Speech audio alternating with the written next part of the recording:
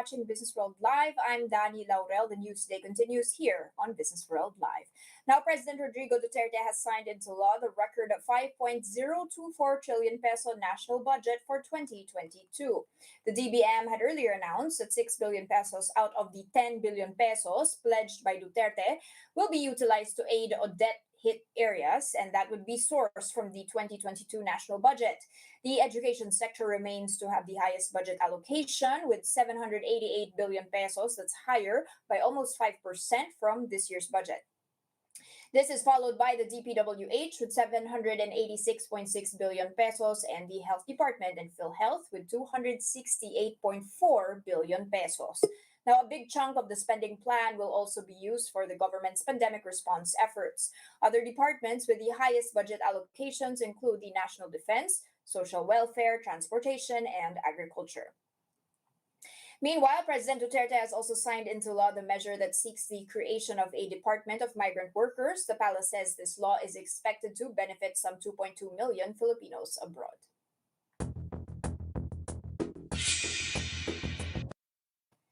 Now, the Philippine equity markets are closed today to commemorate Rizal Day. So let's check in on the rest of the world's close in Asia. Let's kick off with the futures over in the U.S. Now, as already reported earlier today, we did see overnight the S&P 500 hitting the 70th all-time high as of 2021, and you can actually see the futures pointing towards the green here slightly. However, the Nasdaq futures are down by 0.025%. Now let's take a look at the rest of Asia Pacific and how they are holding their ground today. This is, of course, just another day of trade in the rest of Asia. We've still got one more trading day, and that is tomorrow, New Year's Eve. But you can see a mixed picture here. You actually do have the indices over in China in positive territory. The CSI 300 was up about 1%. There's a lot of expectations on more steps to bolster economic growth over there. But when you look at Japan, that is set to close in the red this morning. You've got MSCI's overall Asia Pacific gauge largely holding its ground after, of course, following the lead of the S&P 500 gains. Elsewhere, you've got Bitcoin extending its December retreat. That was trading below $47,000. Just a quick peek on crude oil here, flattish at $76.56 a barrel here. A bit of a flattening compared to yesterday, but still on the uphill climb if you look towards the latter part of December. And finally, just a quick check on our currency and how we are doing. Generally flat here, not a lot of change. I'm going to click at the peso here so we can see whether we can find the intraday chart here, but it's not necessarily the best performer when it comes to the Asian basket. Actually weakening a touch here, 50 spot 987 as of the last close compared to the greenback.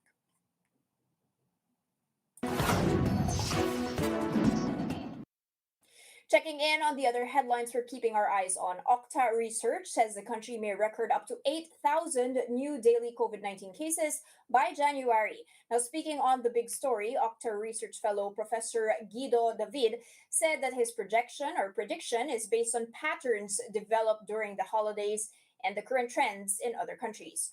But the expert clarifies that this is just the worst case scenario and that it may also be possible that the cases would plateau. Now, over the past weeks, health officials continue to see an uptick in COVID-19 cases, though Okta says this could indicate local transmissions of the Omicron virus. The health department maintains that they cannot link this to the Omicron variant just yet, especially with the increased mobility over the holidays. Meanwhile, concerned agencies are now looking into reports of an individual who allegedly skipped quarantine to attend a party in Poblacion, Makati. The tourism department says it is asking the management of the involved quarantine hotel to respond to the allegation within 3 days. The health department, for its part, says it is also coordinating with other concerned offices to investigate and confirm the reports. The farm gate prices of palay, or unhusked rice, continue to drop in the third quarter, falling 5.5% from last year. PSA data showed that the seasonally adjusted farm gate price of palay declined to 16 pesos and 38 centavos per kilo, from July to September. That's lower than the 17 pesos and 33 centavos per kilo in the same period of last year. The third quarter figure was also 2.6% lower than the second quarter's 16 pesos and 82 centavos per kilo. Palay production, meanwhile, increased by 4.3% to 5.2 million metric tons in the third quarter.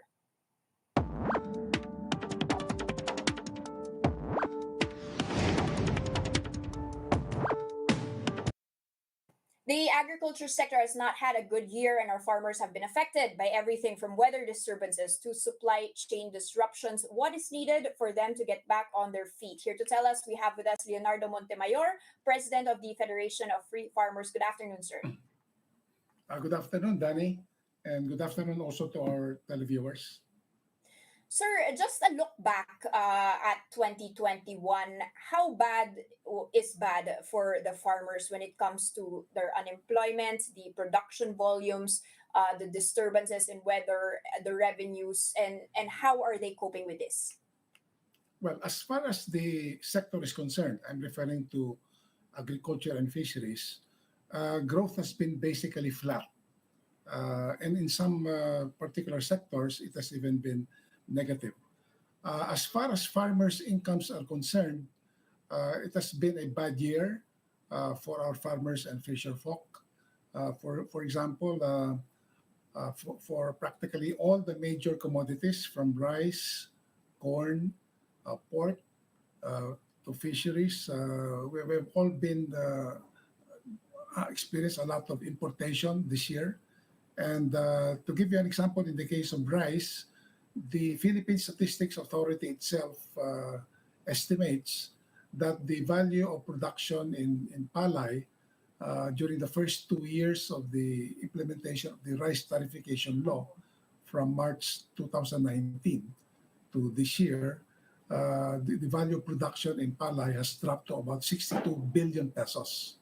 And on a per hectare basis, the net incomes of farmers have fallen by about 11,500 pesos per hectare. So that's a very big drop, considering that rice accounts for almost 20% of total value production in the entire agriculture sector. Sir, why this drop? Does it mean that the rice tariffication law has brought in over importation? Why does this already have oversupply compared to the needs of palay? Because it's hard to imagine this, taking away the market share of our local palay. Yeah, definitely, Danny, because under the RTL, there is no more impediment to importation by the private sector. As long as they pay the proper tariffs and secure the necessary quarantine clearances from the Department of Agriculture, any importer can bring in unlimited volumes. And in fact, that is what has happened this year. Based on the data, I expect that by the end of this year, we will have imported, compared to last year in 2020, the increase in importation is more than 25%. And if you add to that the fact that local palay production has also increased by more than 5%. So you're looking at a very huge increase in the supply, and definitely the of that will be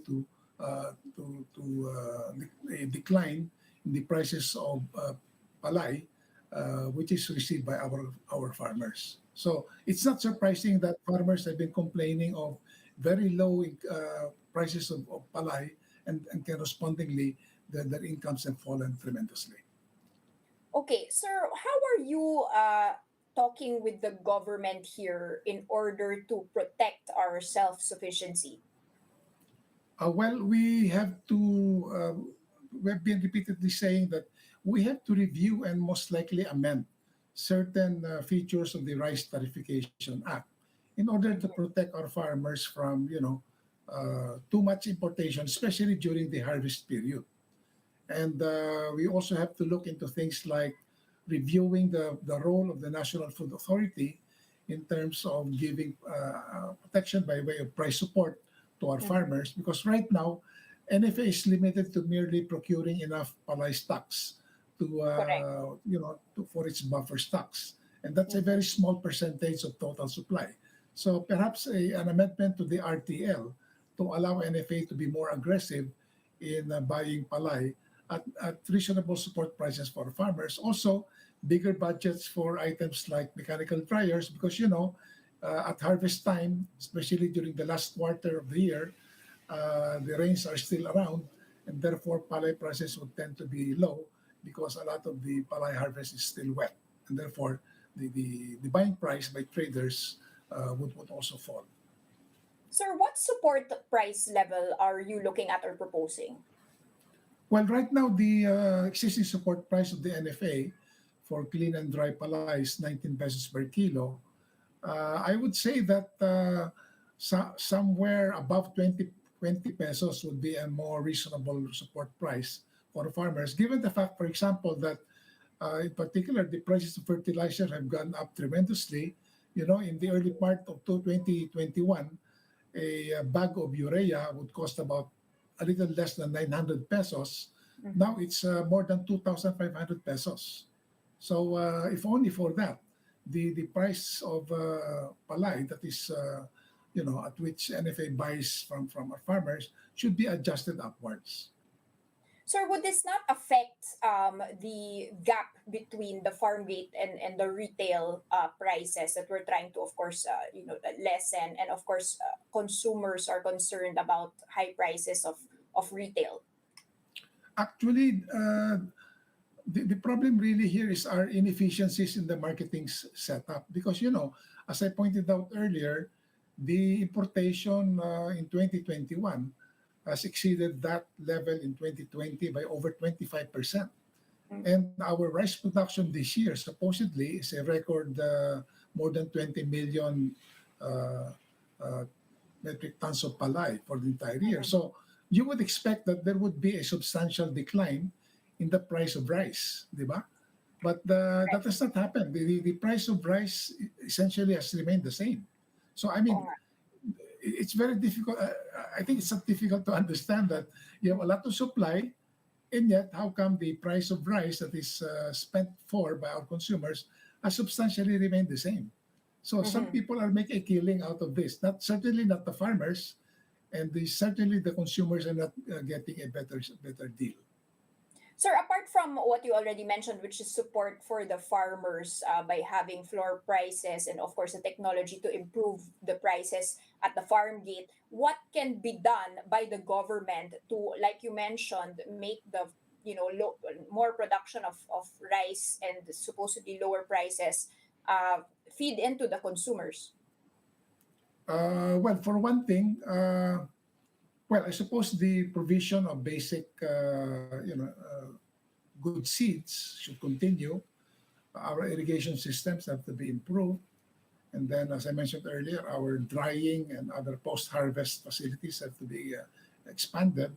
All of these things will should result in a lower production cost, and that should translate into more affordable prices for consumers. But the problem is because of also restrictions brought about by the pandemic, and as I said, the marketing inefficiencies, Mhm. which are not due to farmers alone. Okay. This has not translated into better outcomes for our consumers. Final question, sir. Impact of Typhoon Odette in the short term. Are we still going to be feeling that in the first quarter of 2022? And have you been able to measure or predict the impact on that in terms of production and prices of palay? It's still difficult, but there will be some impact at the very least in terms of a delay in the harvest of palay, because when Odette entered the country, many farmers were still in the early stages of planting for the dry season. So depending on how quickly government can provide, for example, seed assistance to our palay farmers, then farmers can replant. If the Philippine Crop Insurance Corporation can also indemnify our farmers quickly, then they will be in a better position to to do their production again. But we will definitely see at least a delay in the harvest for palay. Hopefully, the impact in terms of reduced production will not be as significant. Okay, And the thank you same so goes much. Go ahead, for sir. the other sectors. Yeah. Go ahead, sir.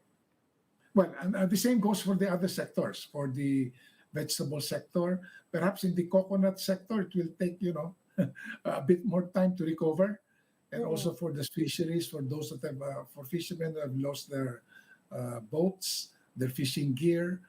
Again, a lot depends on how quickly government and the private sector can assist our fishermen in recovering from the effects of Typhoon Odette. Okay, maraming salamat po. That was Leonardo Montemayor, President of the Federation of Free Farmers. Salamat din po. And those are the biggest stories from the corporate and economic fronts today, December 30, 2021. Catch Business World Live again. That's tomorrow at 9:30 a.m. for the market open and 3:15 p.m. for the last trading day of 2021. I'm Danny Laurel. Mask on, wash hands, stay safe, Philippines. We are One News.